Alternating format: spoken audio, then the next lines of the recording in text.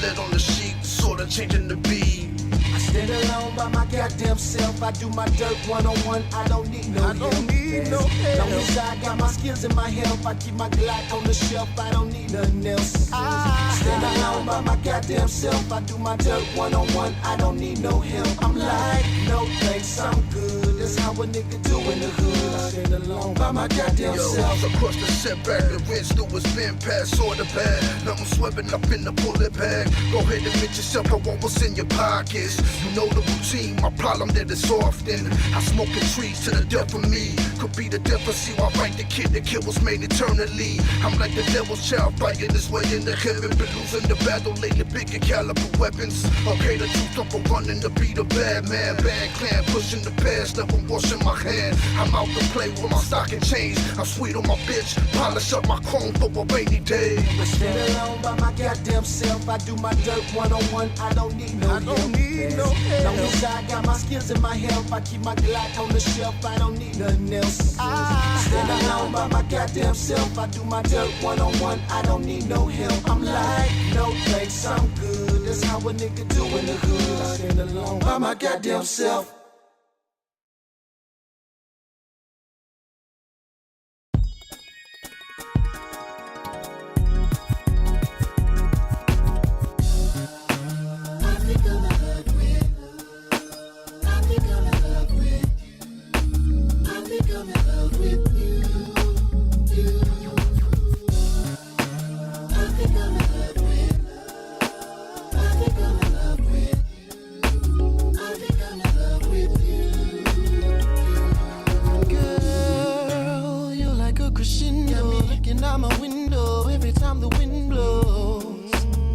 To catch a glimpse of your caramel skin, you're all that and then some.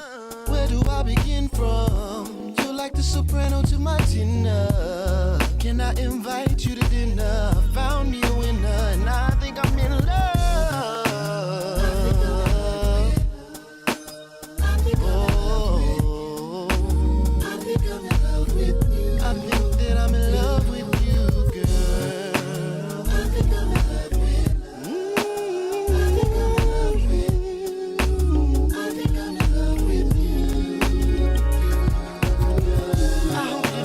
Trying to be fly, but I couldn't let the chance pass by. How every time I close my eyes, how all I can see is your smile. And how it lights up a room. Just the smell of your perfume sends me in a daze. I know it may sound crazy, but baby, I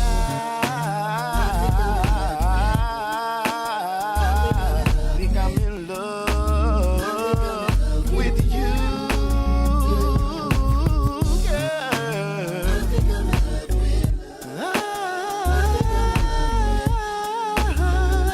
I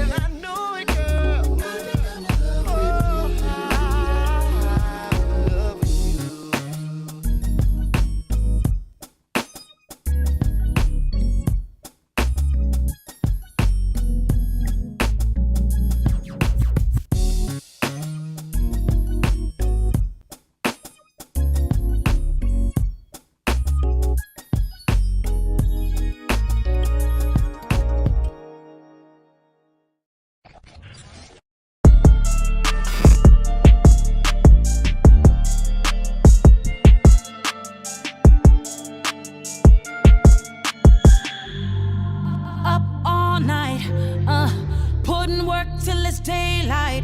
Yeah, inspiration ain't required. I go hard in the pain even when I'm tired. Cause tomorrow ain't promised. I give my all, ain't nothing left. No tomorrow ain't promised. There's no tomorrow, no tomorrow, no. Yeah. We are back live in living color, except for I'm back to be in black and white in here. And it's been a long time coming. Hey, and I don't have any color. Sorry to cut you off. You said back in living color. I have no color. So, anyways. Yikes. What a tragedy. It's been a while. Look, the people don't know, me and Big Bob go way back, and if y'all weren't tuned in, y'all might want to tell people to tune in. I know we're about to have a good time. They already having a little fun with you in the chat, Big Bob. They got a little whiff of that thumbnail for the promo. And before we get started, I have a question for you before we get started, but I'm going to start with another question. The one is the one everyone already wants to know. What's going on that thumbnail? You submitted it, not my call. What's the story? I was feeling sexy. That's all there is to it. Shit. Sometimes you just got to feel sexy. Look, there's nothing I have to say about that. When you feel sexy, and you know it, Bob, hey, yeah, do what you got to do. Sometimes the finger, when that's how I tell wifey, when you see this, we don't have to have discussion. You know what it is. All right, man. So, yeah, today's a big day, not just for us talking Big 12. So that's what I wanted to kind of throw out there real quick. I don't know if you're a boxing guy at all, but we're going to go ahead and get that done. Big fight tonight. Bud Crawford taking on Canelo Alvarez. I didn't even know Alvarez was his last name for a long time. I just thought he was just the artist known as Canelo. Who you got? Who you got in the fight? Canelo. I'll be honest, I don't follow boxing as much as I did years ago. I look more forward to the day that Jake Paul gets knocked out. That's pretty much what I keep up with, and when Mike Tyson's going to have a heart attack in the ring when every time he steps in. But I'll stick with Canelo. It's the name I know the most, and I know he's one of the greatest. One of the best of our generation, I should say. Yeah, you are right. There's some other factors in there. I'm not gonna break down that fight. For all of y'all who want Bud Crawford to win, put every dollar that you can on Canelo. I'm just letting you know right now. You can feel how you want to feel, but you can make some money. It is all but guaranteed Canelo's gonna win this fight. Sidebar me. I'll keep a look on the chat, eye on the chat if anybody wants that breakdown, so they can go make some easy money. I can leave it for the end of the show because we're going hard to pay. But we're here. We got you here for a special reason, Big Bob, because we are talking Big 12. We're talking Big 12 basketball, man. And yep. You see it up on the screen. We're going to talk about a team that's hoping to get in the winner's circle sooner than later. We're talking Oklahoma. Bob, they had a season last season. It wasn't as great as people thought they would be. They struggled defensively greatly on the defensive end last season. At times, their offense looked incredible. No more Jace McGuiz. No more Floyd Henderson. But they still got a young man by the name of Suno Choppa. They've got all of that. And they brought in some other slew of freshmen. A few that people may be overrating. A few that people may actually, in the Oklahoma area, they see him as kind of the savior of the point guard position down there, along with some other moves. Let me not steal all your shine here. Let's talk Oklahoma Sooners. What are they going to be doing this upcoming season as opposed to last season? This upcoming season, prior to additions, subtractions, multiplications in some places, I really thought Oklahoma was going to significantly improve their team coming into the SimWorld U Season 4.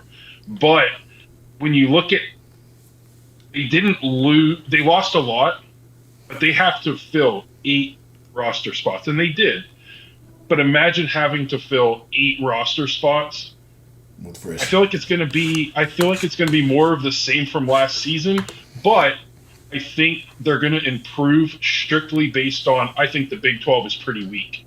We're going to talk about some of these other teams that I don't think we really I don't think they really deserve to be talked about because I think that I hate to put it that way, but some of these teams, I don't feel like they deserve to be talked about because their coaches, their recruiting staff did nothing to help them out coming into this season. So I think Oklahoma, we're going to be disappointed in them this year, but I think they're going to improve strictly because of how bad the Big 12 is going to be. I see them, what they finished? They finished, what was it, sixth last season, I believe, in the Big 12. Something like that. I think they're going to find themselves up into the top 5. I think they might finish 4. They can sniff 3. But again, I don't necessarily think it's because they've improved so much, but it's just because of everybody else did nothing and pretty much handed Oklahoma the ability to finish in the top 3 of the Big 12. Well, look, I can agree there. Here's what I'll say though. You're saying it's based on the strength of conference, which I guess we'll get a lot more to talk about that. I think the Big 12 is a little tougher. Here's what I think about Oklahoma. Last season we saw Coach Moser. Is that how you say his name? It's a stupid last name. I'm just gonna say that. By the way, Big Bob, we're on Hard in the Paint. You can let it all out. Let it out. Let release the crack and do whatever you please here. We can curse. You can hey. People they're going to get to know you here. But yeah, the Big 12 and Oklahoma specifically last year, they had Floyd Henderson, I mentioned, Jace Maguez, and they had Suno Chapa. There was lots of question marks for Moser as to whose hand to put the ball in and when to. And it was very perimeter oriented. Offensively and defensively, they look bad. I know you love the big men. They bring in Breck Backer. He's 6'11", 202, not necessarily big, but very skilled on the inside. They bring in Terrell Coleman, who is a big mountain of a man. So they get some toughness there. And they brought in Andre Pope Jr., who is currently injured. But when you bring in the point guard, Carson Cutbirth, and maybe I'm jumping on top of some things you were going to say here, you bring him in and you have those other wing-esque players, it kind of puts Suno Chapa in a defined role, and I think this team has more of an identity now. You have thoughts on that? I think Carson Cutbirth is going to increase every statistical point for Suno Chapa because he's going to free him up, and he's very, very smart with the ball. Again, we look at this team. They're going to start 4 true freshmen and a sophomore. It's crazy to think that they're going to start. And we know the mostly freshman teams, they don't usually make it very far once you get to Hoopsteria. We saw it last year. We saw it last year with the Sooners. Suno Chapa was their big pickup, and there was moments where he didn't step up, right? Yeah, and I think it's just going to be more of a chemistry issue. If Chapa sticks it out for a 3rd season in SimWorld U, I believe that Oklahoma would probably win the Big 12 next season if they keep their core around. I do think Cutbirth is going to open it up for Chapa. I like Backer a lot. I like Coleman a lot, but it's just they're too young for me to say they're the best team or that they're going to be a great team. I think they're going to be an above-average team. I know you said the Big 12. You think the Big 12 stuff. I think they're going to be an above-average team in a really bad conference. And they're lucky. They're lucky that the other teams really choked during this offseason. So let's just go ahead and get that out the way here early. You're saying the Big 12 is terrible. That's the words you used. They're awful. Yeah. Honestly, I think this is. I think this is a 3-team race. 4 if you throw in Oklahoma. Don't tell us yet. Don't tell us who they are yet. Okay. I'm not, but I truly think that from 5 to 10, I think every team is going to regress except like that top 2 or 3. I think it's because it's a tougher division, a tougher conference. You say it's because it's worse. Well, look, they're bringing in all this talent. So, did you have a number you wanted to put on this as far as like where they land in the conference, or how far they may go in Hoopsteria, or you can even go wins losses? What does Oklahoma get done this season? I think Oklahoma, again, because of the conference itself, I think they're going to flip their record. Last season, they went 14-18. I think they can go 18-4 this season. I think they're going to do a little better than 8-6. No, I think they'll stay about 8-6 in the conference, just like they did last season. So I would go 18-14 for them, sticking the same in the conference. So I'd probably sit them. I'd say 4th. I'd say they'll finish 4th, 3rd or 4th in the conference. Do they make a deeper run in hoops this year than they did last year? Do you see them being able to compete a little bit more or no? I think they might win one game.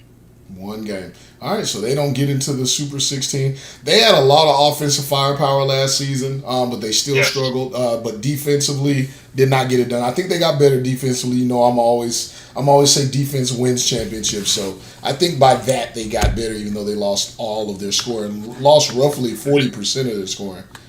I was going to say, I think they lost, if I remember correctly, off the top of my head, 30 points a game. About. Yeah, it's a lot. Yeah, so that's going to hurt. That is really, really going to hurt. And I don't think they really did anything to help that, except bring somebody in to get Suno the ball. Yeah, and I think Carson Cutler, he's a great playmaker. I think he'll get a few people the ball. Absolutely. Any surprises you think may stick out from this team? We know we're going to be looking at Suno. We know we're going to be looking at Carson Cutler.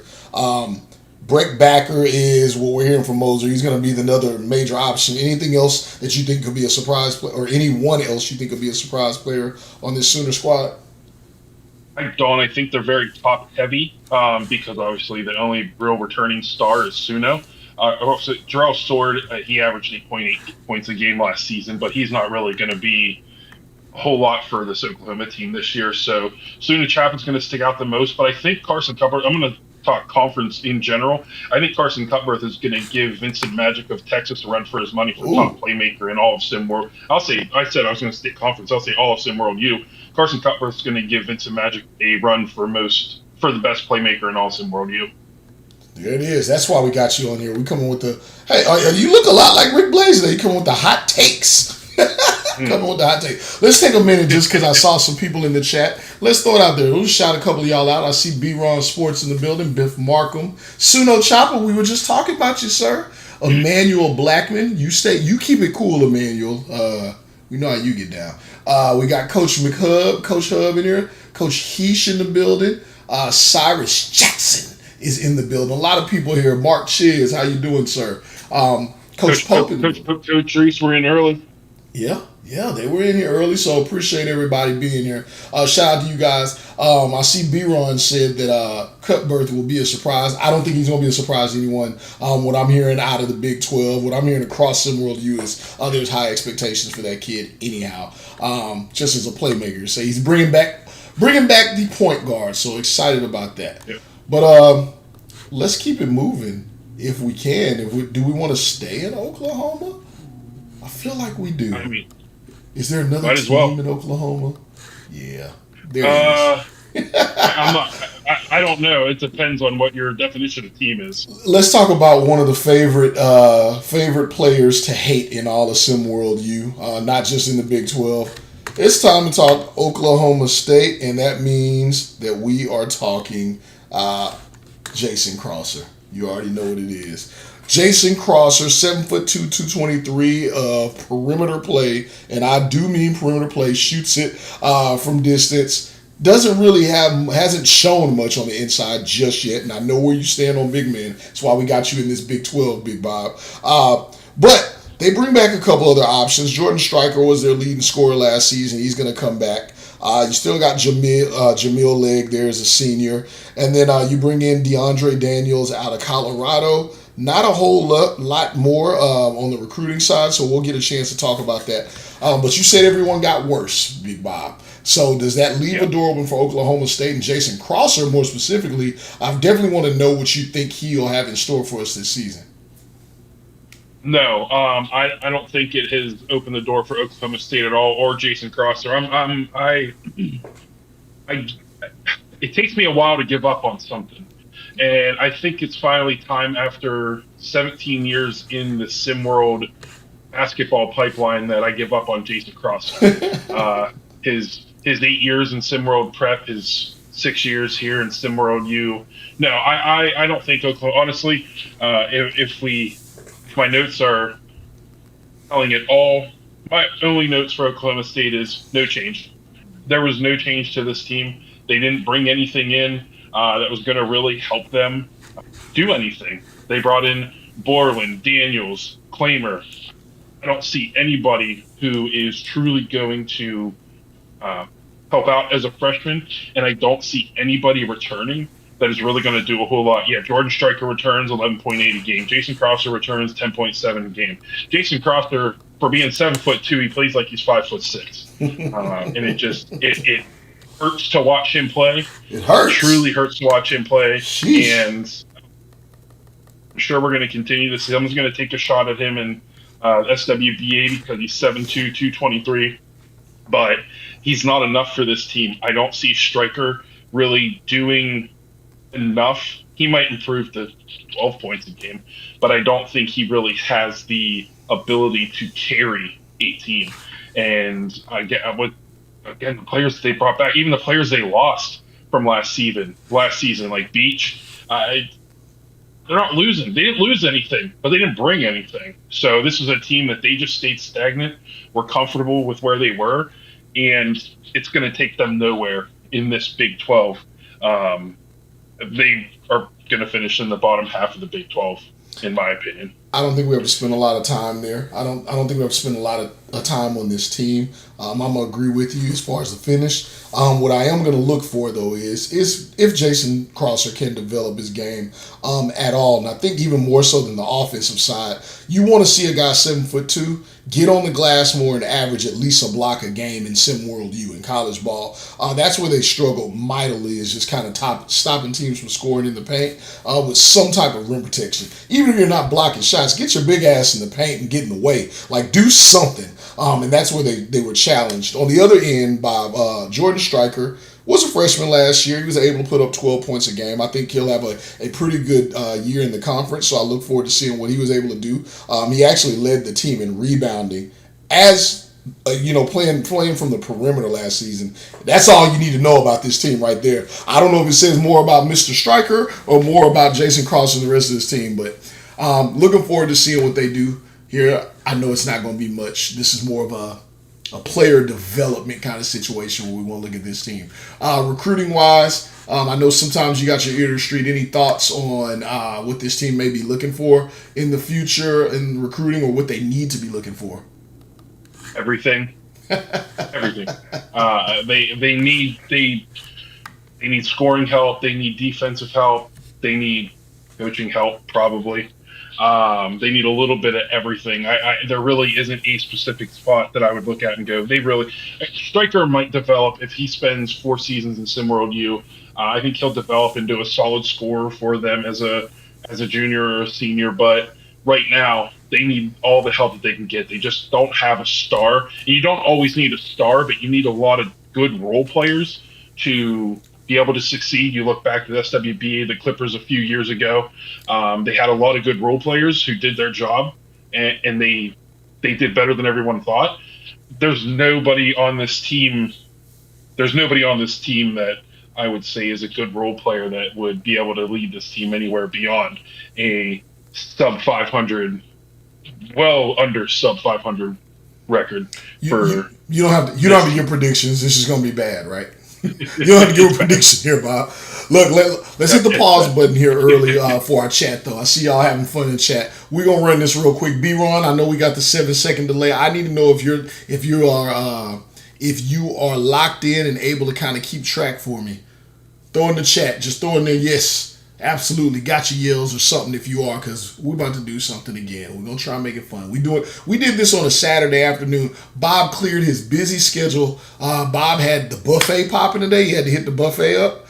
He also had like a food truck he wanted to hit. He also had like a restaurant he needed to see, and then he was gonna be cooking at home. If y'all caught the theme, that's fun. He had all that to go, but he said I'm gonna be on the afternoon because UMFers are available on a Saturday afternoon. We need 50 people in the chat. B-Ron, he got me. B-Ron, we need 50 people. There's no reason out of our 226 VUs that we should have 50 people tuned in here. So B-Ron, whatever team gets the most VUs in here, right? And I know some of y'all gonna say that's not fair because I don't have VUs on my team. I'm breaking the fourth wall. I don't have enough VUs on my team. Some of y'all are gonna have more people with no VUs tuned into the stream than teams that have 8 VUs, because y'all be doing y'all little sneaky stuff. I'm not gonna call it out, but also people don't be tapped in. B-Ron, first team or whoever ends up having the most players or VUs tapped into this stream, free scrimmage. We got a lot of off-season work to do here. We're going to break that off-season work and run y'all a scrimmage free of cost because y'all need to tap in. So, yeah, none of that checking in with y'all's alts accounts. We're not doing that. We got to see the VUs tuned into the stream. This is about you guys. That's good stuff, huh? You like that, Bob? Yeah, sounds good. That's good. All right, D-Ron, run it. We're moving on, though. We're moving on. I took a long time to explain that and explain the why. Let's click our heels and let's head to a place no one wants to go. But we're going to go there anyway, and that's Kansas. Allen Fieldhouse. This was one of Marsh's favorite teams back in the day. Last season. We'll just say that. Back in the days last season. Primarily because of the same reason that a lot of people have across the country. Nas Hall. This team played very well in moments, did not get where people thought that they should in Hoopsteria. It was primarily because of the underwhelming play in moments of Madison Miles. Madison Miles no longer there. Nas Hall, full control of his team, leading scorer in the conference, I believe. Second leading scorer in the conference, 17 points a game. 17 points a game, led the team in assists. A little bit taller. He's around 6'4" now. Looks like Coach Self wants to run him off ball. Jarvis Woodson still there. Jabbar Wilson stepping back in, taking the team captain role. Not a whole lot of other changes, though. They did bring in a couple freshmen. Maybe you want to talk about Shamar Davis being one of the big ones out of Florida. Compared to last season, though, Big Bob, what do you expect from this Kansas the Blue Jay? What the hell? What are they called again? Jayhawks, excuse me. The Kansas Jayhawks. What are you expecting them this season? I expect a little bit of regression from this team. I know people didn't really have fond memories of Miles for whatever reason, but he still averaged 16.9 points a game. Outside of him and Nas Hall, nobody averaged over 9. That's a lot of offense to have to replace.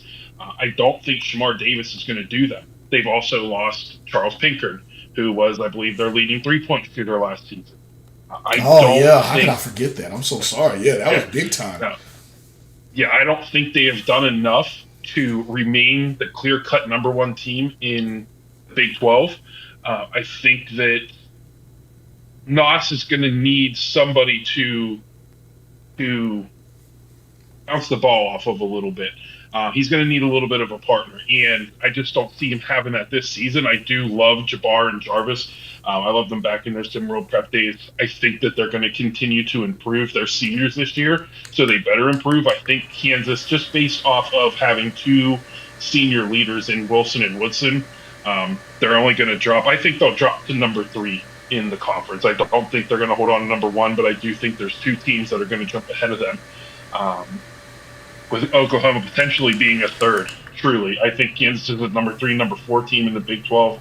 Again, that's a lot of offensive firepower that they lost with Pinkard. If Pinkard would have stayed, I think they would have had a better chance of sticking up to the number 1 spot. But him leaving and Madison being gone, I don't see who replaces all that firepower for them. Nas Hall, he can average 20, 22 points a game. It's probably what's going to end up happening. They're going to need him to average 22 points a game if they want to think about that number 1 spot. But yeah, I don't think they did enough recruiting wise. Bill Self, I think it's kind of outside of him, outside of his character, that they just didn't do anything to really help out Nas Hall this season. Dino Ahern's still there, just kind of a point guard by nature. You got Nas Hall there. The ball's going to be in his hands a lot. Carmelo Vega, a pretty good passer, but just, he's not going to just go get his own buckets. Jarvis Woodson, and Jabbar Wilson, excellent big men, great height. They protect the rim. They're kind of mobile. They have great shooting range. Like, they can knock it down.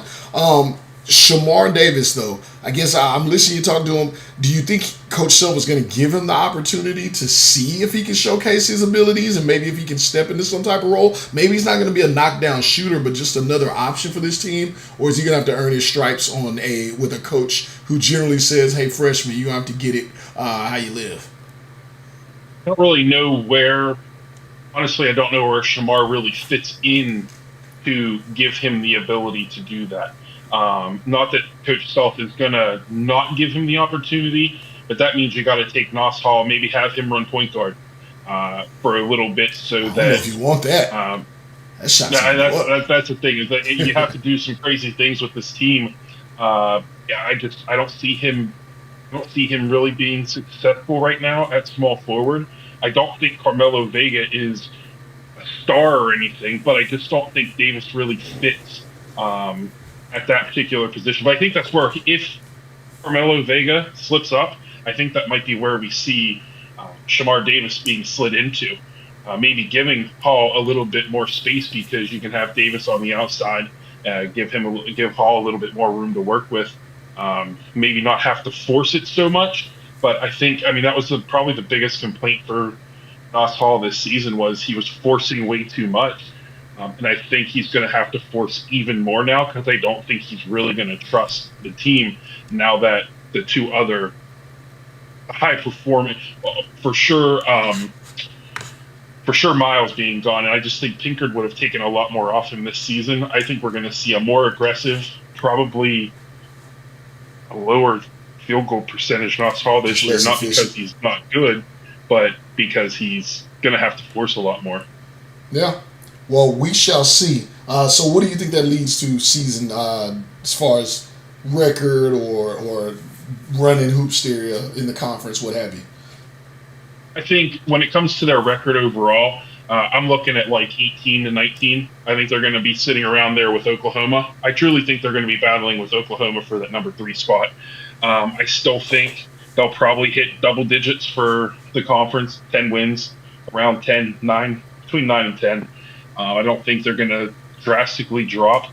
But again, we're going to get into a couple teams here that I think are going to help all of the top teams. Like I said, I think it's a 3-4 team heavy conference because of how bad the other teams did this offseason. So, yeah, I'd say probably about 20 wins, probably 10 in conference. And I think they will probably win. They'll win probably at the most 2. I think 2 games in Hoopsteria. Okay. So they get out of it. They make their way to the Super 16 at least. Okay. Yeah. All right. Well, that's Kansas. Any recruiting news?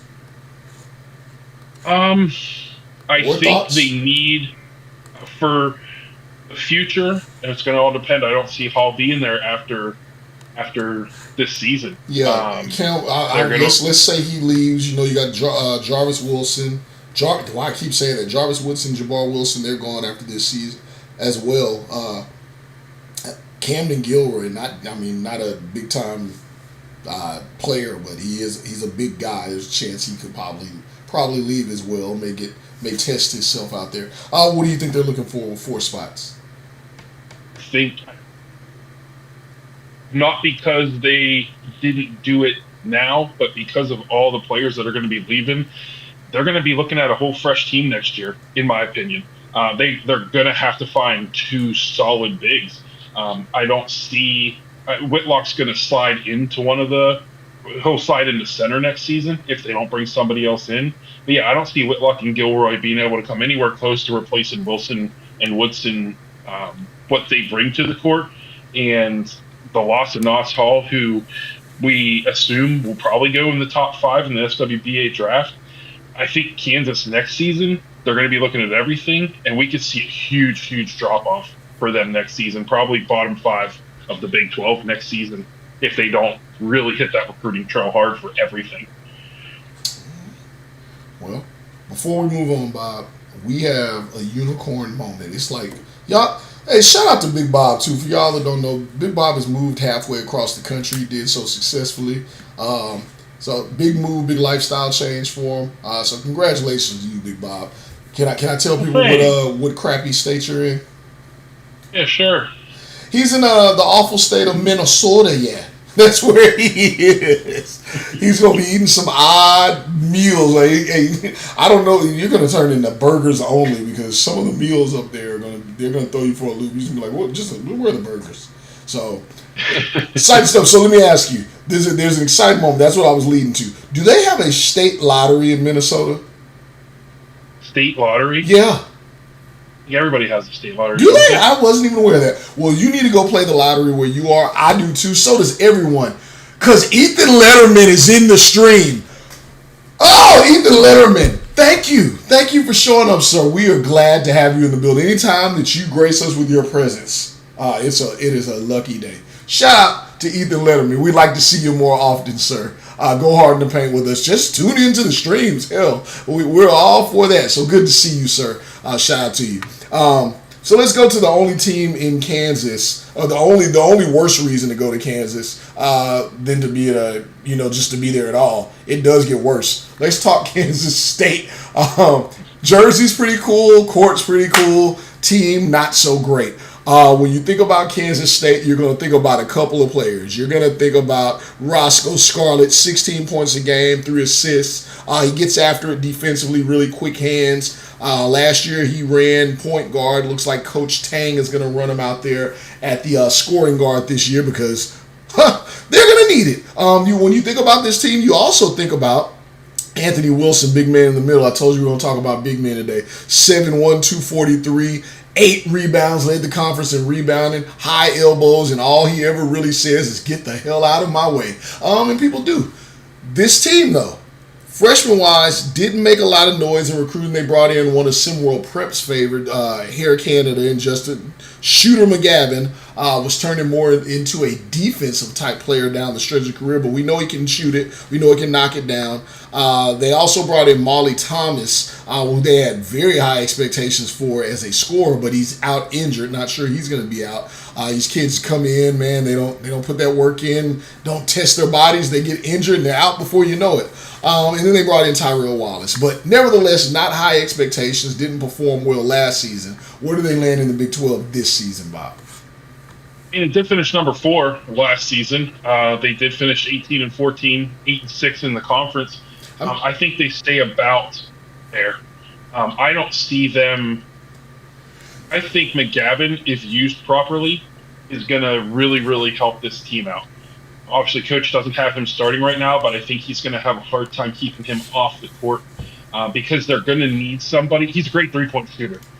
Something that I think people forget is when he gets fired, he gets fired. Before you even get into all that, because I don't want you to run off on a tangent, Memphis Gammon is set to start right now. Apparently, maybe Coach seen something from him, over the last 2 seasons. He's going to his junior year. Whose position's up for grabs if Justin McGavin makes his way to the starting lineup? You have to change things up or what? You would have to change things up a little bit to get him into the starting lineup. But I think he is not the worst ball handler in the world. I do think you could potentially move Roscoe to the point guard position.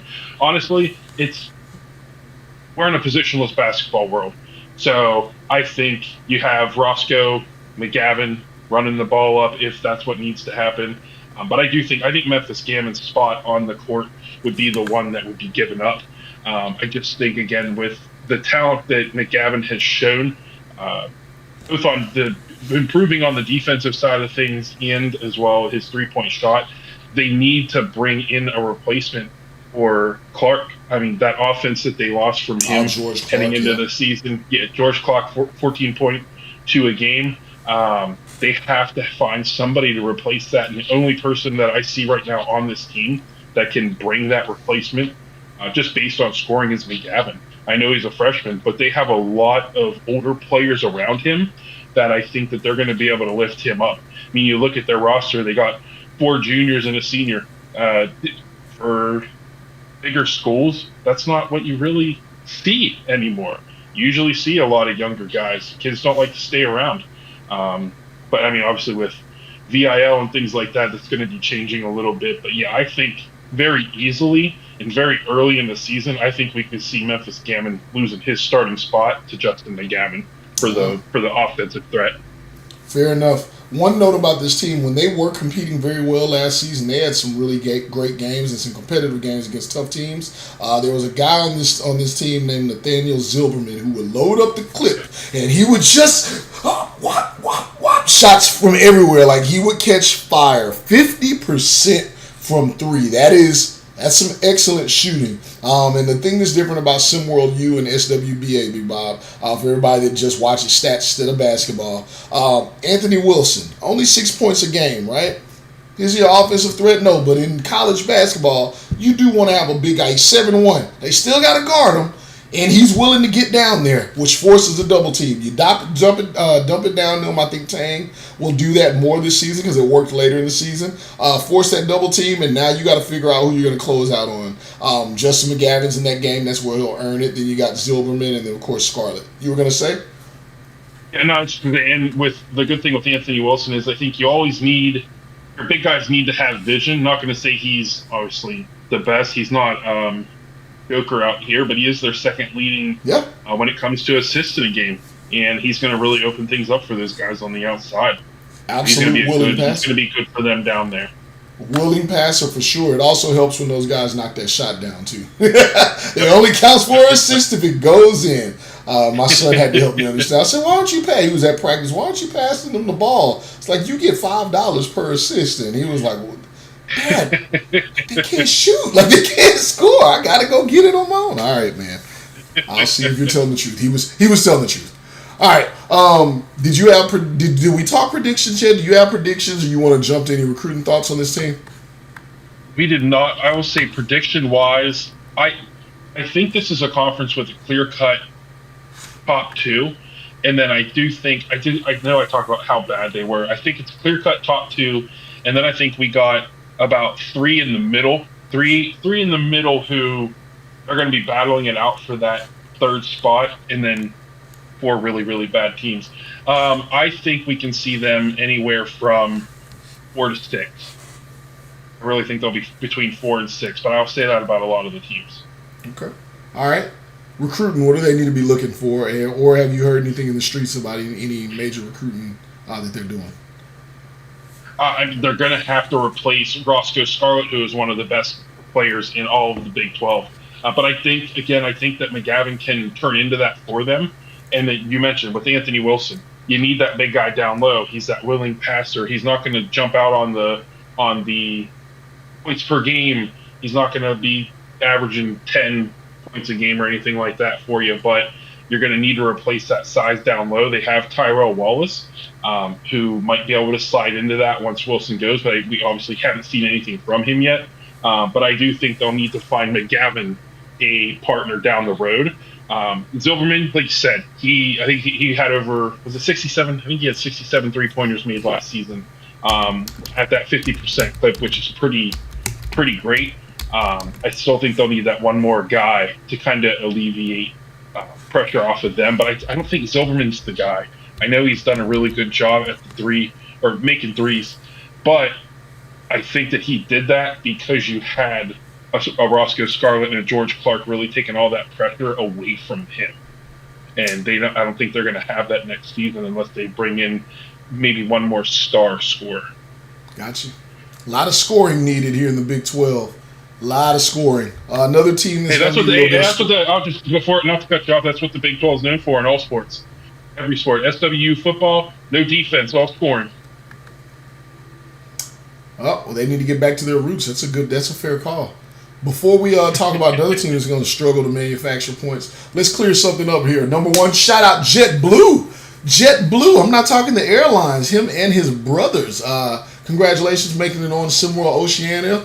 Hopefully maybe there's room for your brother, or maybe you may have to go stateside. I'm not sure, but appreciate you tuning into the stream, getting active early as a new user. That's what it's all about. And then I know some of y'all saw me shout out Ethan Letterman, and y'all said great praise. I want to throw this out there. Roniel is a dual purpose kind of guy. As much as it was a shout out, it was a slug.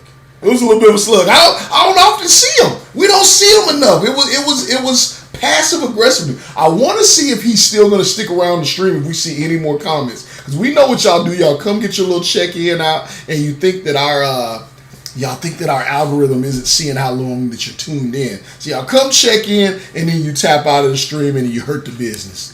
The business got to grow. We need y'all tuned in. We're talking about you guys. So we'll see where you at. Either Letterman, somebody go send him a message, let him know we're talking about him so he can come back in the stream. We know what's going on. But shout out everybody who is locked in here with us. Let's now talk Baylor Bears because nobody else is going to talk about them. Let's do it, Big Bob.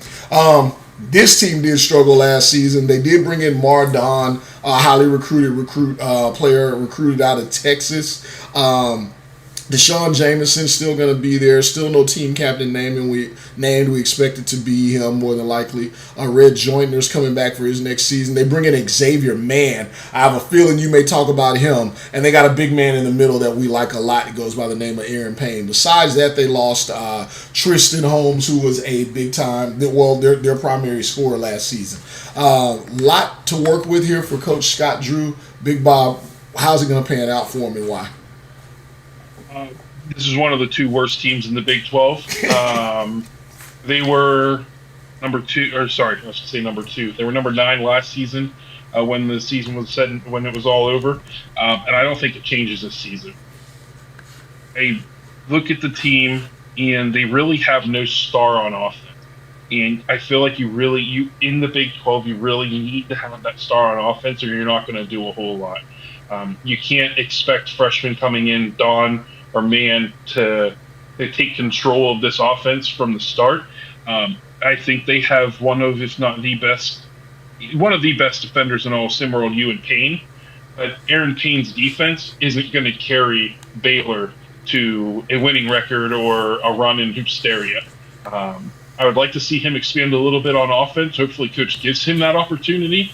But last season, they went 3-11 in the conference, and I would not be shocked to see them also go 3-11, 2-10, maybe 4-9. I just think that they're hoping too much for the freshmen to come in and change this team around, and I don't think it's going to happen. And then in the future, I don't know if Aaron Payne's going to stay after this season. I know as of right now, it's not looking like people are projecting him to be drafted, but he is such a great defensive presence down low. If he leaves after this season, they might be one of the worst defensive teams in SimWorld U after this year. But he's gonna do what he does down low. I just don't think that there's any offensive help on this team. The leading scorer returning from last season is Shazad Joker at 8.7. 8.7 points a game isn't going to get you anywhere in the Big 12. Here's what I think. They're going to struggle with shooting. They don't have shooters. That was a problem last season, with the exception of Tristan Holmes. Now he's gone. You really don't have any shooters, which really impacts the guy I was getting ready to mention here. I think Xavier Mann, within a couple of seasons, can really build a name for himself on this team. 6'9", 264, plays a lot like Charles Barkley. We talked about guys that don't get in the paint and don't know what to do in the post, not really refined. This kid is the opposite of that. He's a wrecking ball with footwork, with developed footwork. I think that he's going to be awesome, but if you don't have any shooting around him, defenses can just camp out and sit around. He's not going to be able to go to work. You can double him all day long. You trap him. You can run a zone on him. Scott Drew has his hands full and his work cut out for him. So I'm right there with you. So maybe that alludes to, maybe I can take the segue on this one. Recruiting wise, what are they looking for? Are they looking for anything other than shooting, Big Bob? Anything else? No. No, again, they have some guys that in the future, Don's going to be good in the future. Like I said, Mann can really develop, but they need shooters. They need shooters, and they need them now. And they don't have them now. So we'll see what happens with Legault Jr., 25 threes last season. Joyner, 14 threes last season. That's not enough. That's just not enough in the Big 12 in this particular conference. And they're going to struggle hard. So shooting. Probably that should be the only thing that they look at, and maybe Aaron Payne's replacement in the future, if that's not going to be Mann, looking for his replacement. But yeah, shoot, all shooting. Do they even make a run? Do they even make it into Hoopsteria? Just wondering. Absolutely not. They're not even going to make it out of the Big 12. So. Sheesh.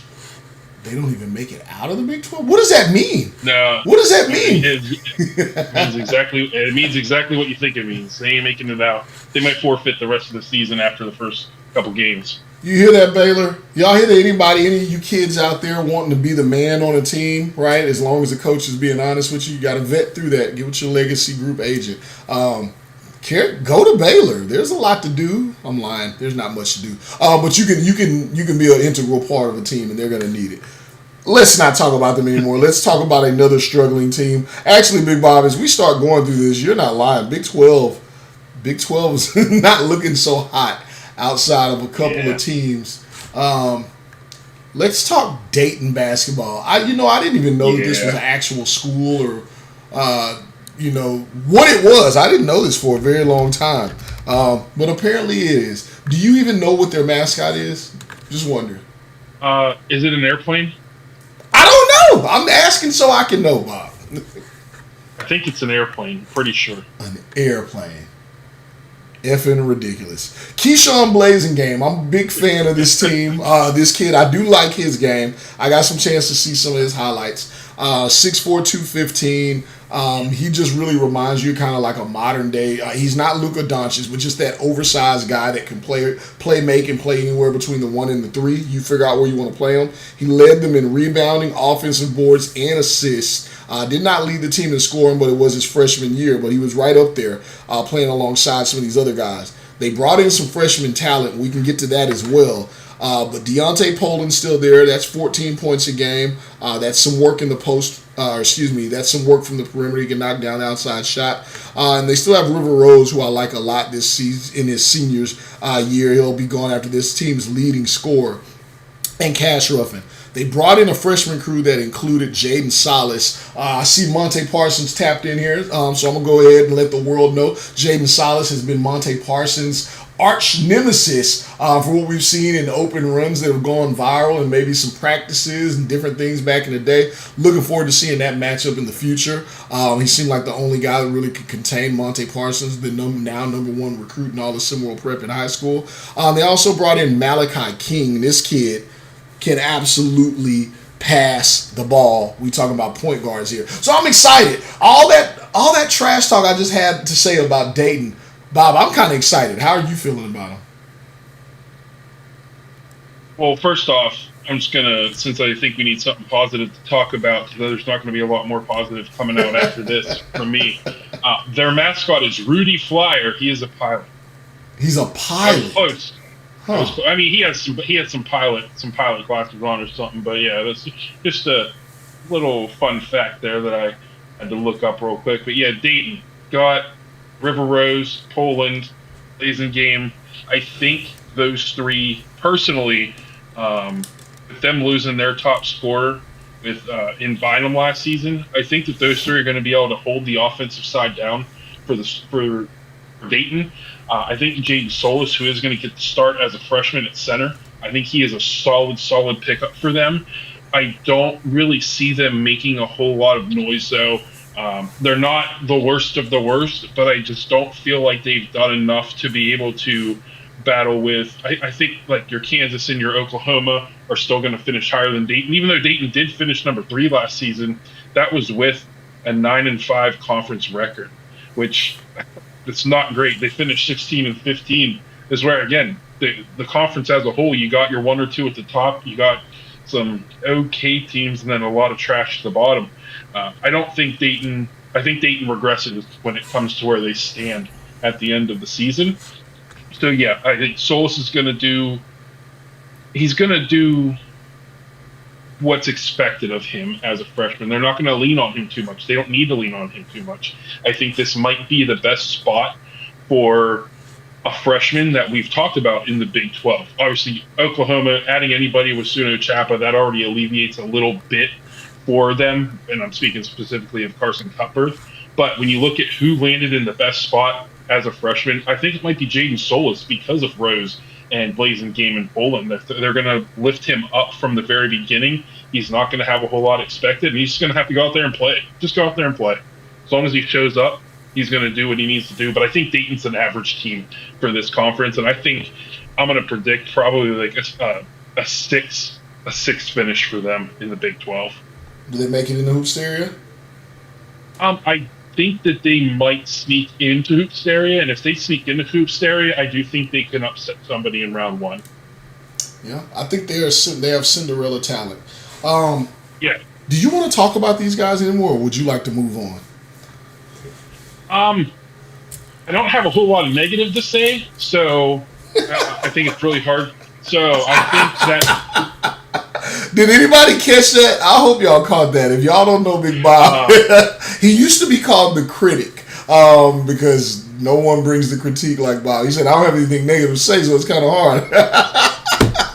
That's funny. That is funny. But I do, again, I do think that they might have a top 3 unit in. I think offensively they have a top 3 unit in the Big 12. I just don't think other teams just have very, very strong overall teamwork. I don't think Dayton's a complete team yet, but I do think that they have a good solid 3, and I think that they'll make a little something. They'll make a little noise when Hoopsteria hits. But yeah, I'm good on them. I'm reading the tea leaves here. I'm gonna point this out to anybody watching. Bob has kind of just crapped on every team's ability to score in the Big 12, but this is the first team he said he actually believes in their scoring, and he has them coming 6th in the Big 12. Either it can go right or it can go wrong. This team may be a lot better than we anticipate, or you just called the Big 12 perfectly. Bob, let me ask you another question. You know, we break a little bit here. Wouldn't you like 50 live views in this stream instead of people going back and watch it? Do you feel that way too? I go 75. Shoot for the stars. Go 75. Oh. I don't see how if I can open up Discord and see if there's 150 people that are online right now, I don't see how at least half of them can't be in here. I don't know. I'm thinking about running a different little kind of promotion here. I'm thinking the wheels are turning, because if we get to 50 live viewers here, that's it. Because guess what? Yells likes to live and have fun too. I get to have a life sometimes. There's the fight tonight. I want to hang out with the SimWorld crew, kind of have a little fun. And I know you guys want script. Y'all want to see the SimWorld TV crew running out there to get open live runs in. Well, for what? We need some views in here. Y'all get to whatever number of views. I'm not going to give it a cap number. The more views we get in, the more likely open live, viral live runs will be put on, where SimWorld TV will be scouring the globe to put those on. If we can't maintain them. Yeah. If we can get to 75 viewers, I will do, for those that know what it is, I will do the Hot Ones Challenge. Nasty. I'm not gonna watch. I want to know what happens, but I don't want to see it. Oh boy! All right. Well, we're talking about gross things here, so that's only right that we go to what I believe is the grossest team in all of the Big 12. It's Iowa State. I think my notes here say trash. So next. Well, look, we got. No. We're gonna talk about them, Bob. They are not good. They have not been good. They weren't good last season, but they do have 2 players specifically, 3 that I really want to talk about. So let's just go ahead and get this out. DJ Davis, been following him since SimWorld Prep days. Was known as a great shooter, struggled, and just he struggled. And people believe that he wasn't a great shooter. They didn't see him in the workouts, didn't see him in the streams, watching film. But he came on late last season, and that development of that jumper really came along, so did his ball handling. He's on this squad as a freshman. Caleb Walker, if you remember the name, out of Texas, this kid is an absolute machine at getting buckets. They brought him in from the perimeter. And then lastly, they still have one of my favorite players in Latham Money, who's just kind of a slender, he's under 200 pounds, 6'10", but I like the way he plays down there. Can they look? You said don't waste much time. They got a new coach too. We won't waste much time. Whatever you wanted to say about this team, get it out. All I want to know is, do they show improvement this season? No. I see them probably staying. They finished 8th last season. I truly think between them, Baylor, and a team that we have not talked about yet, but we will, also known as Trashed, I think they're going to battle it out for those bottom 3 seeds, the 8, 9, and not bottom 3 seeds because they ain't going to be seeded anywhere. The bottom 3 spots in the Big 12. I think Iowa State, Baylor, and that other team are going to be battling it out for the bottom 3. I just don't see that they did a whole lot. They have to rely on this freshman group a lot. Daniel Horry, who I love, hurt. I think that if he was on the court for them, that they might do a little bit better, that they might guarantee themselves that 8th spot and not the 9th or the 10th. But who knows if he's going to play this season. DJ Davis, they can't rely on just DJ Davis. Via money, I've never been big on Lath, to be completely honest. No? Not saying he's a bad player, but I've just never been sold on him. But when you sit down, Via and Money aren't leading a team to a whole lot of anything. They lost a primary scorer last year in Ordway. He was averaging over 15. I think it was 15.5 a game. Yeah, he was. He was one of my favorite players, Bob. Yeah, I mean, he's a very good player.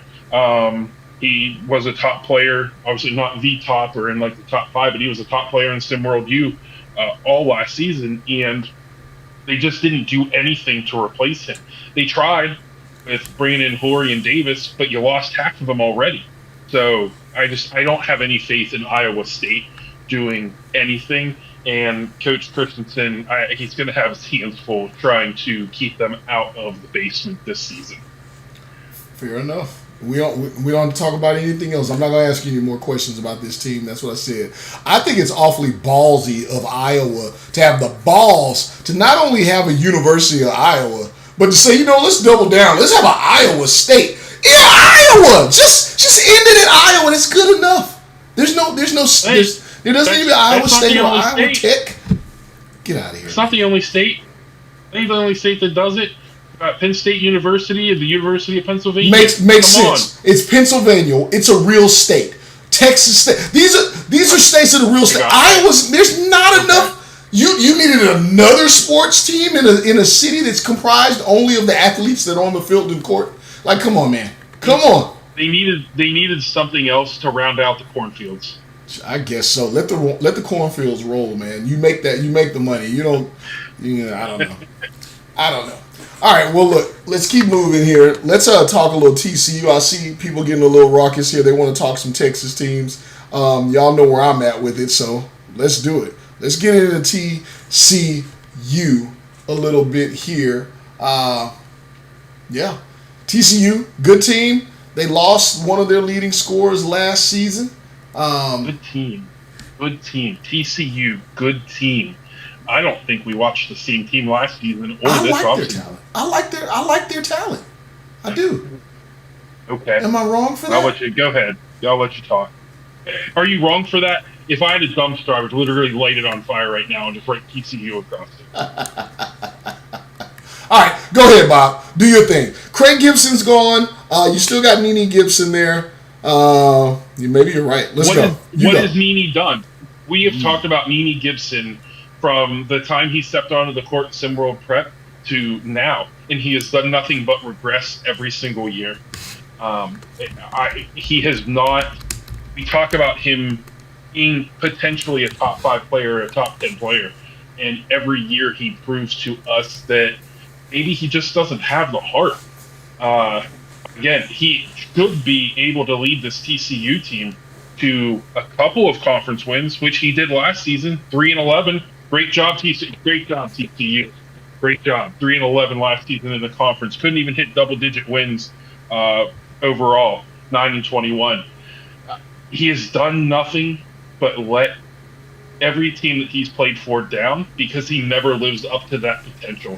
Janav, he does what he does. The 10 points a game, that's what he's going to give you. He's not going to take over at all. They haven't added anything to help Nene or Martin. They really haven't. Dasani, Domingo, Hodnett, McFadden, Robinson. They're not going to see. I mean, Dasani's starting. Why is he starting? They had to put somebody out there with the rest of the other starting 4. Coach doesn't even have the rest of his starting lineup put together yet. So I guess maybe that does speak to what you're saying. He still doesn't have it figured out. No team captain either. Yeah, he doesn't know, and we're times I'm sticking away. And I just don't see if Nini can live up to his potential, then this team could make a little bit of noise in the Big 12's bottom half. I don't see them making Hoopsteria, coming anywhere near it. I have them as the worst team in the Big 12. They're going to be battling it with Baylor and Iowa State, but I was confident enough to write down. I wasn't confident enough to put a name next to 3 through 7, but I was confident enough to pick a 1, 2, 8, 9, and 10, and TCU is number 10. Speaking of, I'm hearing rumors that the Big 12 will get back to being 12 teams next season, potentially instead of 10, along with some of the other weird things. So I'm glad you brought that up. But they're going to be last. Who knows? The Big 12 has the Big 12 in SWU football has 4 teams, so I don't know. We'll see. Nothing makes sense. You said you 2 didn't want to does talk not about always them equal 4. We don't have to talk about them much longer. We'll get to some of the other teams here. A bit of exceptionally highbrow, great basketball analysis from our chat. Coach Dre Pope says TCU gonna be ass. So if you need some high level, basketball breakdown, he threw that one out there for you. I don't think it gets more high level than that, or maybe it does. Well, you needed. That's all we needed to say there. Let's be real. All I know is I think people just want you to talk about the only 2 Texas teams that matter. So let's do it. We've lost 2 viewers since I put out the challenge about running us seeing some viral games too. Just throwing that out there. We try and hold y'all down. We just look for the love back. My God. Let's move on though. Let's talk Texas Tech. This is what you guys wanted to talk about. Texas Tech, pretty good team last year. Does the name Malik McNeil, am I saying his name right? He was just a walking bucket, surprised a lot of people last season. They were like, who is this guy? But it was more than just him. It was a total team effort, as the Dikembe Mutombo would say. This team, they played great defensively. They hit big shots last season. Coach McCaslin had them doing exceptional things in the Hoopsteria to get this run rolling. But Malik McNeil is no longer there. You do, however, still have Tyrell Thompson. That's 15 points and 8 rebounds, 7 rebounds. Coming back to your team, you bring in players like Cyrus Jackson, who had one hell of a growth spurt, apparently, being listed as 6'9". Starting lineup's not figured out yet for this team. We don't know what the rotation is going to be, but we expect him to be a big integral piece here. Chris Carter returns from this team, undersized guard, one of the fan favorites, 8 points a game at just 5'6", but you also bring in Jordan Belmont, the Wolf on Ball Street, as he is so well known. This dude can get buckets. I'm excited for that. I don't know if the Big 12 has seen an offensive player like him in some time, and guess what? He's not the only one. Even more highly recruited, 6'7", basketball savant, at least for his age, DJ Amer out of Hawaii. This was a major recruiting class for this team. What are the expectations for Texas Tech this season, Bob? I was confident enough in this team to say they're going to finish number 2. And it goes a little bit against some of the things that I said earlier, but that has a lot to do with coaching and some of the other veteran talent on the team. I see Tyrell Thompson is obviously a clear starter. They're going to have a tough time replacing McNeil, but they've brought some top-tier SimWorld Prep talent to this team, unlike some of the other teams in the Big 12. So while everybody else was sleeping, Texas Tech was wide awake, taking notes, spending long nights looking at all the talent that they could bring in. And they didn't just stay home. I mean, I love to open up a team and go, oh, look, it's Texas, and all their players are from Texas. Texas Tech wasn't comfortable with that. They went out. They got Hawaii, Maryland, Louisiana, brought in some Texas guys, but they weren't afraid to go outside of their bubble. And I think the additions of Amir Belmont, Ezekiel Bull, I think he is going to force himself onto the court alongside Tyrell Thompson. I think we'll see some packages with them both out there. Plus, it's also going to give Thompson some time to take a little bit of a breather whenever he needs to, and maybe the talent doesn't drop off as much. I believe that we may potentially see Briscoe finally break out. I think he is he could be a top 3-point shooter in all of SimWorld U. Obviously, he wasn't one of the top on the team last season, but I believe he has the talent from what we've seen from him in the past, leading up to his senior year. And this is a kid who should be able to really turn it on. And with the addition of all the freshmen that they brought in, the high talented freshmen that they brought in, I think we're going to see this team probably overperform to what people are really expecting. So I do see them as the number 2 team in the Big 12 this season. Number 2 I don't team? really have, yes. And I didn't mention Cyrus Jackson. You did earlier. But like just those additions, again, I'm saying high-level SimWorld prep talent with DJ Jordan and Cyrus and Ezekiel. It's Texas Tech did their homework, and they were not comfortable being a TCU, Baylor, Iowa State. They wanted to be a Texas, Kansas type of team. Yeah, I mean, their freshmen are going to be tough. I'm not going to say Fab 5-esque because they don't have the number 1 and number 5 guys in the country like Michigan did back in the day with that. But Jordan Belmont, stud. DJ Emmer we're going to see him in the SWBA playing at a high level. Cyrus Jackson, 6'9". We know he can defend. You don't see all that bag work. You don't need to. You see that he gets out there and he plays a role and he plays it well. I think he's going to do that with this team. And then, like you said, I'm glad you brought up Ezekiel Bull. You know what he is for me, and I remember watching him in his prep days. When you see those big guys, you're like, you want a big guy just blocking shots. That kid moves his feet. He did not get beat down the court on offense or on defense, and he was there with his arms up. If he can block a shot, he blocked it, but he contests everything. That is the big man you want on the court, and hopefully he can make some other things happen. When I look at this roster from top to bottom, they check every box.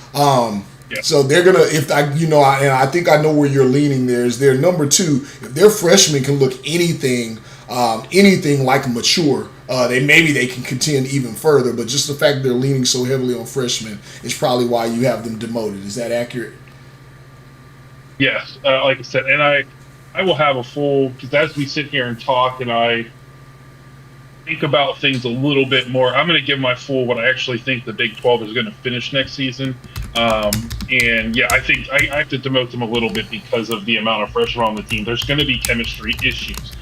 Just like with Oklahoma, there's going to be chemistry issues where they have these highly talented players. But when you bring so many highly talented players as freshmen coming in, they're all going to want the ball. It's a real struggle for coaches in general to tame their expectations. That's why you see players. I'm going to use a SimWorld U football player, King from Penn State. He spent 2 seasons at Penn State, transferred to Alabama because he thought the grass was greener. He came back to Penn State after that because he realized my coaches knew what they were doing. They weren't trying to. I wanted to play more. I wanted to do more because I thought I could, and I realized my coaches were slowing me down for a reason, and I needed that. And that's a struggle that coaches in all sports face. Is I have these freshmen coming in, your Belmonts, your Bulls, your Jacksons, your Cutbirths, your whoever, all the other freshmen that we've talked about today. You bring them in, and they want to be a star just like they were at the level before, but that speed is so different. Mm-hmm. The speed is so different. No matter what, unless you're a Randy Moss, the speed is different. If you're a Randy Moss, everything is slow for you because you're so fast. But yeah, I think I can't put them at number 1 because of the amount of freshmen that I think they're going to have to rely on. But again, there's such a high level of talent at the freshman position that your vets like Tyrell Thompson, even though he's only a sophomore, he's still a vet. He's going to really help out. Him and Briscoe are really going to help this team out and elevate them and take some of the pressure off the freshmen so they can learn the game at the speed that they're going to need to learn it. Fair enough.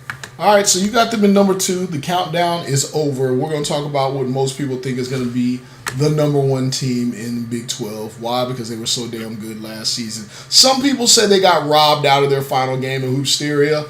I'm going to agree because I'm a Texan. It sure looked like a 3 to me. Shout out Anthony Young. This team, their exit from Hoopsteria last season was not fun at all. But guess what? They bring back the same high-level freshmen they had last season now as sophomores, and they get Anthony Young for a senior year. So let's start with Anthony Young. 46%, 63s knocked down last season. Dude's a knockdown shooter. I think he should have 61 threes at least. I've already said that. But just got to say, it looked like a 3 to me.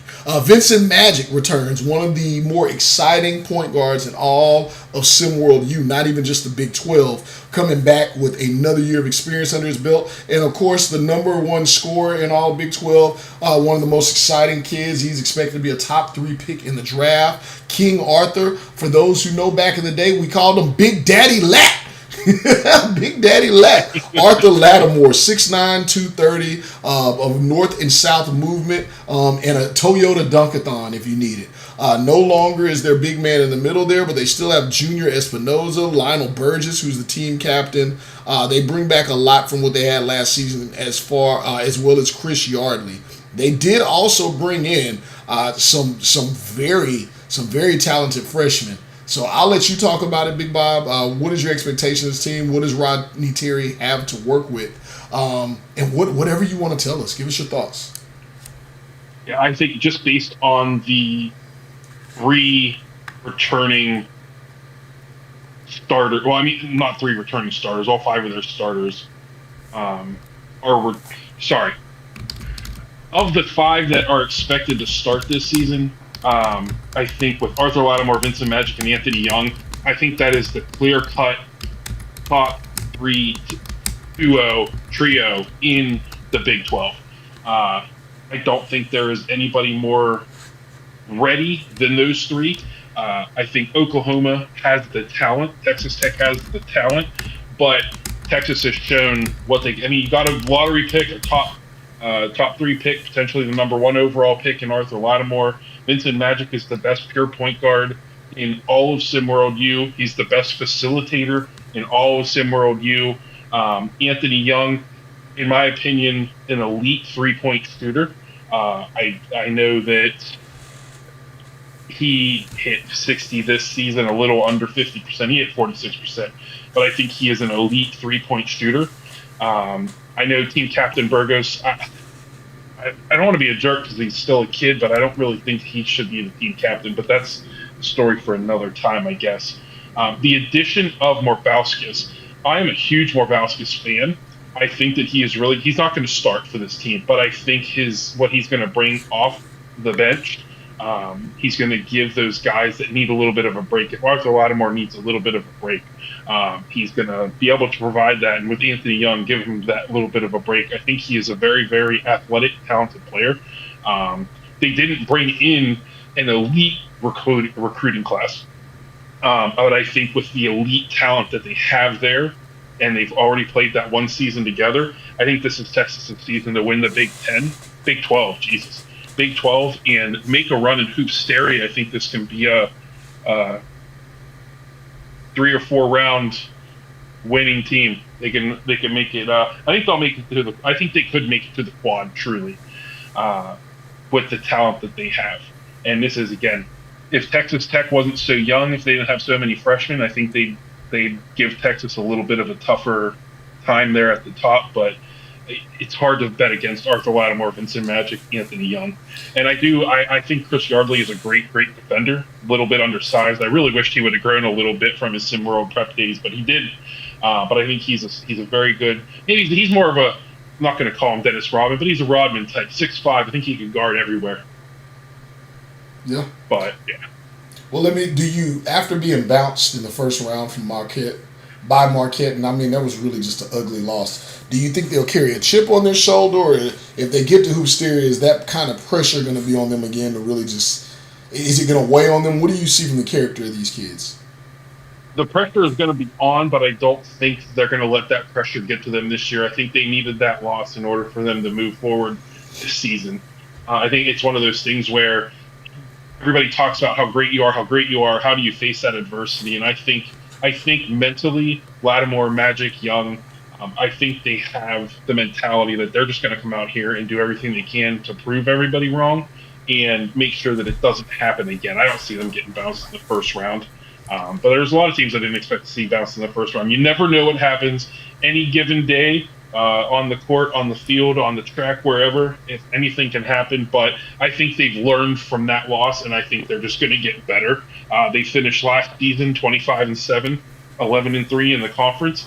I think they're going to probably win 12, maybe 13 games this season in the conference. So I think that they're going to learn and they're going to be even better. But I do think we'll see a revival of the. Is it the Red River rivalry in SimWorld U basketball, or is that just SimWorld U football? I don't know. But I think we're going to see a real revival in that Texas-Oklahoma rivalry with the talent that both of those teams have this season. For sure. What's their final overall record? I do want to hold you to that. The Texas's final overall Yes. record. I think they might. I think I can see a 20. Let me go 26-4. 26-4. Big 12's top heavy. Is that how you see it? They're loaded with a couple, two to three really top heavy teams that are really going to load them up and just a bunch of trash water after that. I think they have two that are guaranteed. Third, and that's Oklahoma, who it just depends on that chemistry of all the freshmen coming in. It's going to depend on the chemistry whether or not they're going to be in the same category as them. But yeah, I see them very top heavy. You got the Texas, the Tech, Oklahoma floating there. You got your middle, Kansas to Kansas State, and then pretty much Oklahoma State down. So what I see is the Big 12 right now is I see it finishing from 1 through 10. Texas, Texas Tech, Oklahoma as your top three. You got Kansas, Dayton, Kansas State. I think those three are really going to be battling it out for the middle of the conference. And then you got Oklahoma State, Iowa State, Baylor, TCU, just straight dog water. Dog water. What is dog water? What is dog water? I don't know. I don't know. I've heard it before and I like it, so I'm sticking with it. Okay, fair enough. All right, you make the call. A or B on this last little piece I'm gonna do before we get out of here, since I'm not doing some of the guests and stuff, Bob. A's already allocated to one answer. B's allocated to another. You just pick A or B. Oh, you just want me to pick? Yeah, pick A or B, man. Wake up! Wake up, Bob. You see how slow time moves in Minnesota? He got lost. There's so much of nothing to do. He forgot what was happening. I'm like, is there options to that? No, just A or B. Pick A or B. B. Oh, you guys don't get to hear why Canelo will win tonight. Sorry, I play by the rules. For some of y'all who think that I don't, I'm an honest man. Sorry. A was a yes to kind of talking through why Canelo wins tonight. B was no. So the show's over. It's been great having you on here, Bob. Is there anything you want to tell everybody that's tuned in, the fans, users, VUs, whatever you want to call them?